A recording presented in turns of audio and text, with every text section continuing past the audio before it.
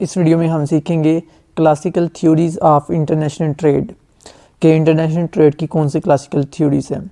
वो आमतौर पर तीन मानी जाती हैं। वो हैं जी absolute advantage theory, comparative advantage theory और मेरिकेंटलिज्म थ्योरी। सबसे पहले हम बात करते हैं एब्सोल्यूट एडवांटेज थ्योरी के बारे में। तो classical theories of international trade में सबसे पहले हम बात करने जा रहे हैं एब्सोल्यूट एडवांटेज थ्योरी के बारे में। तो एब्सोल्यूट एडवांटेज थ्योरी में ये कहा जाता है कि अगर दो कंट्रीज़ आपस में ट्रेड कर रहे हैं, फॉर एग्जांपल कि पाकिस्तान और इंडिया दो कंट्रीज़ हैं। अब पाकिस्तान और इंडिया आपस में ट्रेड करना चाहते हैं, वो है राइस और वीट की। फॉर एग्जांपल पाकिस्तान प्रोड्यूस करता है राइस को 24 टन, जबकि पाकिस्तान वीट को प्रोड्यूस कर रहा है 8 टन। और उसी तरफ अगर इंडिया को देखा जाए तो इंडिया जो राइस प्रोड्यूस कर रहा है वो 11 टन है और इंडिया जो वीट प्रोड्यूस कर रहा है वो 14 टन है। अब दोनों एशिया में देखें, राइस जो प्रोड्यूस पाकिस्तान कर रहा है वो 24 टन है और वीट प्रोड्यूस कर रहा है 8 टन। तो ये याद रखिएगा कि जितनी ये प्रोडक्शन हो रही है ना राइस की, इतनी ही लेबर इधर लगी हुई है और जितनी प्रोडक्शन वीट की हो रही है इतनी ही पाकिस्तानी लेबर इधर भी लगी हुई है।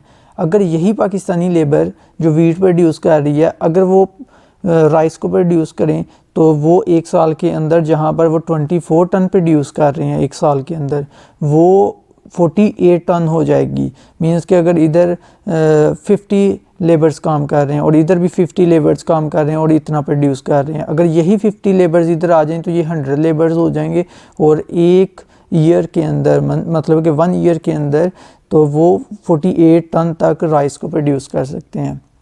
दूसरी तरफ देखा जाए तो इंडिया जो है वो राइस 11 टन प्रोड्यूस कर रहा है जबकि वीट 14 टन प्रोड्यूस कर रहा है। तो अब देखें, अब पाकिस्तान को कौन सी ऐसी शय जो राइस या वीट इन दोनों में से कौन सी शय को प्रोड्यूस ज़्यादा करना चाहिए, वो है राइस। क्योंकि पाकिस्तान अगर राइस को ज़्यादा प्रोड्यूस करेगा तो वो ज़ाहिर सी बात है इंडिया को आगे से सेल करेगा तो उसको ज़्यादा से ज़्यादा मुनाफा होगा इसमें। तो पाकिस्तान के पास जो रिज़र्व्स हैं वो बढ़ेंगे और पाकिस्तान की इकॉनमी ज़्यादा स्टेबल होगी। तो एक कंट्री को वो एशिया प्रोड्यूस करनी चाहिए जिसको वो मोर एफिशिएंटली मींस के ज़्यादा बेहतर तरीके से प्रोड्यूस कर सकता है निस्बतन दूसरे कंट्री के। अब पाकिस्तान राइस को बहुत बेहतर प्रोड्यूस कर सकता है एज़ कम्पेयर टू इंडिया। तो सो पाकिस्तान को राइस प्रोड्यूस करना चाहिए ताकि आगे से पाकिस्तान इंडिया को राइस बेचकर अपने पास डॉलर्स की फॉर्म में या गोल्ड की फॉर्म में या सिल्वर की फॉर्म में ज़्यादा से ज़्यादा रिज़र्व्स रखे और पाकिस्तान की इकॉनमी उतनी ज़्यादा स्टेबल इकॉनमी हो। राइट। अच्छा, तो अब हम बात करते हैं कि इंडिया को कौन सी चीज़ प्रोड्यूस करनी चाहिए। इंडिया को वो वाली प्रोडक्ट प्रोड्यूस करनी चाहिए जिसमें इंडिया ज़्यादा बेहतर तरीके से उस प्रोडक्ट को प्रोड्यूस कर सकते हैं। क्या वो राइस है, क्या वो वीट है? तो आप देख कर क्लियरली बता सकते हैं वो अल्टीमेटली वीट है। वीट क्योंकि इंडिया प्रोड्यूस कर रहा है 14 टन और राइस प्रोड्यूस कर रहा है 11 टन। तो इंडिया 14 टन मतलब कि वीट से ज़्यादा प्रोड्यूस कर रहा है। तो इंडिया को राइस नहीं प्रोड्यूस करना चाहिए बल्कि जो लेबर्स इधर काम कर रहे हैं राइस वाली साइड पर वही लेबर्स को इधर लगा देना चाहिए ताकि वो अच्छे तरीके से ज़्यादा से ज़्यादा वीट को प्रोड्यूस करें और ज़्यादा से ज़्यादा वीट प्रोड्यूस होगी अल्टीमेटली इंडिया उस वीट का कुछ हिस्सा पाकिस्तान को सेल करें और कुछ रेवेन्यू उधर से कमाएं और इस तरह इंडिया का भी रेवेन्यू ज़्यादा से ज़्यादा बढ़ेगा और उनकी इकॉनमी भी बेहतर से बेहतर होती चली जाएगी। और पाकिस्तान को अल्टीमेटली राइस प्रोड्यूस करना चाहिए वीट की बजाय। जो लेबर्स इधर काम कर रहे हैं वो इधर आ जाएं ताकि राइस ज़्यादा प्रोड्यूस करें और उसका राइस का कुछ हिस्सा आगे से इंडिया को सेल करें और अपना रेवेन्यू ज़्यादा से ज़्यादा जनरेट करें। आई होप कि आपको क्लियर होगा।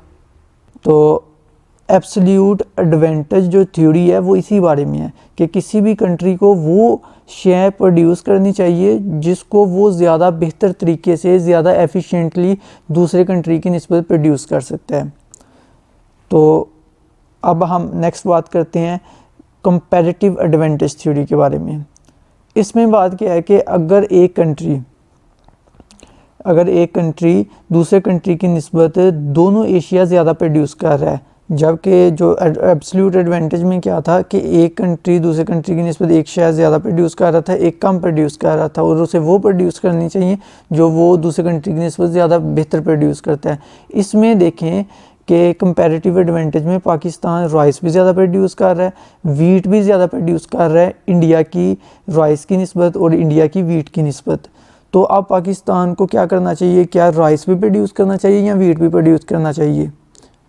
तो ऐसी सूरत हाल में पाकिस्तान को दोनों में से दोनों नहीं प्रोड्यूस करनी चाहिए, बल्कि दोनों में से एक को प्रोड्यूस करें। तो ऐसी सूरत हाल में राइस को प्रोड्यूस करना चाहिए, क्योंकि अगर वो यही लेबर देखे ना, इन दोनों 15 टन प्रोड्यूस कर रहा है पाकिस्तान वीट, जबकि इंडिया वीट प्रोड्यूस कर रहा है 14 टन। वीट मतलब गंदम, तो वो 14 टन प्रोड्यूस कर रहा है, मतलब तकरीबन नज़दीकी है, बस 1 टन का फ़र्क है। तो जबकि पाकिस्तान राइस जो है बहुत ज़्यादा प्रोड्यूस कर रहा है as compared to India. India सिर्फ 11 टन प्रोड्यूस कर रहा है और पाकिस्तान 24 टन। अगर पाकिस्तान की यही लेबर वीट वाली इधर ना काम करे बल्कि इधर आगे काम करें, तो वो कितनी 1 ईयर में प्रोड्यूस कर सकती हैं राइस, 48 टन तक राइस को प्रोड्यूस कर सकते हैं।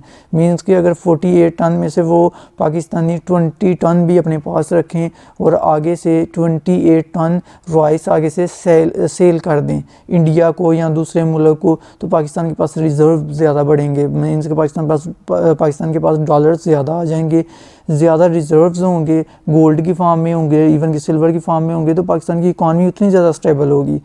तो पाकिस्तान को वो शय प्रोड्यूस करनी चाहिए जिसमें उसको ज़्यादा फ़ायदा है। तो कंपैरेटिव एडवांटेज इसी चीज़ का नाम है कि अगर एक कंट्री दूसरे कंट्री की निस्बत ज़्यादा बेहतर तरीके से दोनों एशिया प्रोड्यूस कर सकती है, तो उस कंट्री को वो शय प्रोड्यूस करनी चाहिए जिससे उसको ज़्यादा फ़ायदा मिलेगा दूसरे कंट्री की निस्बत।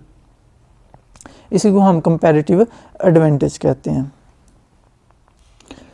आगे हम बात करते हैं मेरिकेंटलिज्म के बारे में। ये जो क्लासिकल थ्योरी है, इसमें यह कहा जाता है कि एक कंट्री को दूसरे कंट्री में ज़्यादा से ज़्यादा चीज़ें एक्सपोर्ट करनी चाहिए। मींस के ज़्यादा से ज़्यादा चीज़ें वो बेचें, ताकि उस कंट्री के अंदर ज़्यादा से ज़्यादा रिज़र्व आएँ, ज़्यादा से ज़्यादा रिज़र्व्स होंगे, तो अल्टीमेटली वो उस कंट्री की इकॉनमी उतनी ज़्यादा स्टेबल होगी, तो उससे वो कंट्री ज़्यादा खुशहाल होगा। तो इससे क्या होगा जी, कोई गवर्नमेंट का बैलेंस जो है वो ज़्यादा से ज़्यादा होगा और उस कंट्री की उतनी ज़्यादा इकॉनमी बेहतर हो जाएगी। और मेरिकेंटलिज्म के अंदर जो रिज़र्व रखे जाएँ तो वो गोल्ड की फॉर्म में या सिल्वर की फॉर्म में रखे जाएँ। इवन के डॉलर्स की फॉर्म में भी आजकल हो सकते हैं, लेकिन ज़्यादातर गोल्ड और सिल्वर की फॉर्म में रखे जाते हैं। तो मेरिकेंटलिज्म में क्या होता है कि एक कंट्री दूसरे कंट्री को ज़्यादा से ज़्यादा चीज़ें सेल करें, मींस के ज़्यादा से ज़्यादा चीज़ें एक्सपोर्ट करें, बेचें, अर्न करें या रेवेन्यू जनरेट करें। आई होप कि आपको तीनों के बारे में क्लियर होगा, classical theories of international trade के बारे में, कि एब्सोल्यूट एडवांटेज क्या होता है, कंपैरेटिव एडवांटेज क्या होता है, मेरिकेंटलिज्म क्या होता है। अगर इस हवाले से कोई क्वेश्चन हो तो आप कमेंट बॉक्स के ज़रिए पूछ सकते हैं। Thank you so much for watching this video. अल्लाह हाफिज़।